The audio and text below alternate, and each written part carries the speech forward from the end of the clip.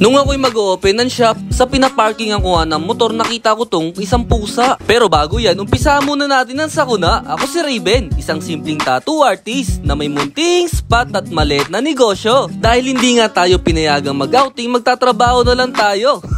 At wala si bossing dito kundi niya alam na nakapromo ko sa tattoo. At yun nga, habang inaantay ko si sir, hindi nga ako makapagtrabaho na maayos dahil nakikita ko yung kawawang pusa na dinadaan-daanan lang ng mga tao. Pero dahil soft-hearted nga tayo sa mga pusa, agad ko na pinuntahan to at inilibing. Sayang lang kasi napakagandang lahi ng Siamese sa pusang to. Mabalik nga tayo dito sa promo takers. Dahil Holy Week nga ngayon, ang pradi ko kay sir ay isang cruise. At si bossing ay nagmula pa sa Valenzuela. Ang ginagamit ko pang atake sa kanya ay 7M1 all the way. At mabilis ang tips nga tayo. Bakit nga daw ba bawal uminom ng alak sa tattoo session nyo ni artist? Kesyo nakakatulong daw pang pamanhead sa tattoo. Mali po yan mga bossing, ang pinakaunang common na nangyayari dyan is madugo. At ayan ang magiging dahilan para iluwa yung tinta. At the same time medyo makulit yung client.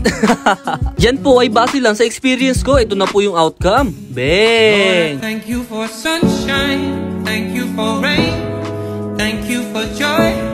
Thank you for pain. It's a beautiful day. At si bossing ay successful na nakapag-avail ng promo natin sa tattoo. This is Raven Tattoo TV. So yun lang. Keep safe.